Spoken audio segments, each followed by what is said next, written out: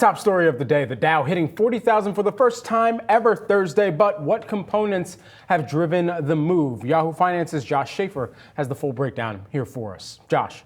All right, Brad, we're going to take it back a bit here. The Dow first hit 20,000 back in 2017, and several companies have contributed to the index doubling since then.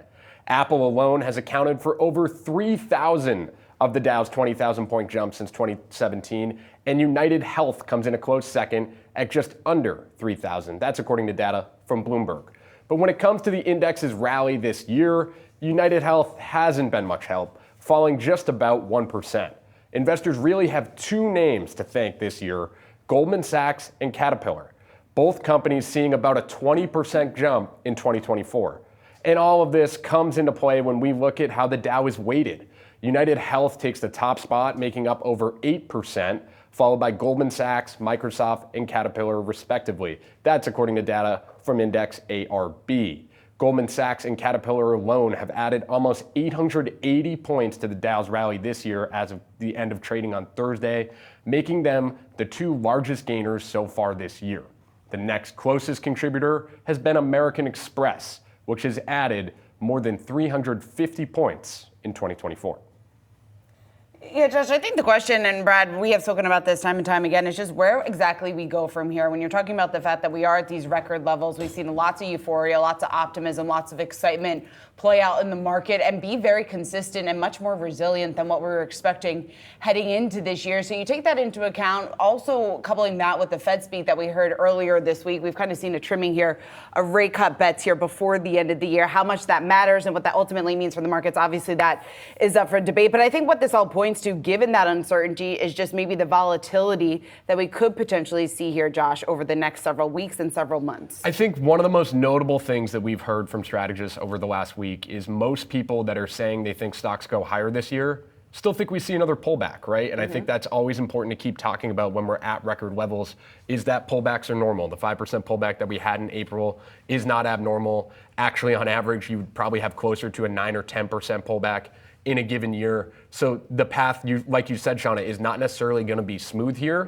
But right now, the way things are setting up, I think it sort of makes sense where we're at with the stock market, with the major indexes overall, right? We've been talking about a better than expected earnings season. We're seeing earnings grow at their highest level in just about 2 years. You're expected to keep that momentum going through the end of the year. So at some point, it at least fundamentally makes some level of sense, sort of how we got here. And I think it's the additive factor of what we were talking about with Kevin Gordon yesterday and how much of a Goldilocks scenario we could have to navigate through for the rest of the year if we do continue to see new all-time highs. That puts even more pressure on companies who have already been rewarded less, even for beating both on top and bottom, and then also giving a guidance that might still be in line with what the street looks at with the valuation that's already been tacked on. Brad, you mentioned the Goldilocks. It just seems interesting to me how quickly we shifted back to this narrative in, 2 days. And we had how quickly narratives are shifting overall. Yeah, like, I don't know, was the CPI print that good? Did I read the wrong report? Like, it was good, don't get me wrong, and core inflation coming down as people had projected is great, but we've been on that path before and then it gets bumpy, right? So I think at some point, you do sort of at least question that part of the rally, maybe look at something like small cap, Shauna, you were mentioning now back close to December levels. Yeah. That was when we were pricing in 6 rate cuts, almost 7 rate cuts. Now we're talking about 2.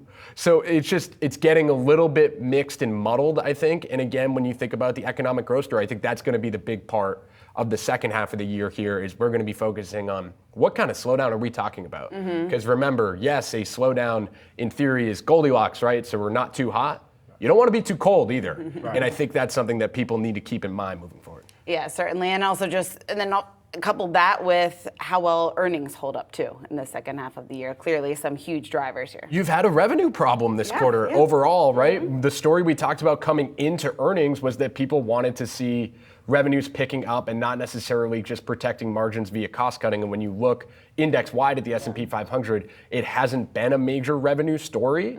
And so you wonder if that does start to pick up in the second half of the year. Right now, a lot of strategists and analysts would tell you that is the projection. So hopefully that does play out. And then maybe we do get some of these bullish targets that we have in the S&P 500.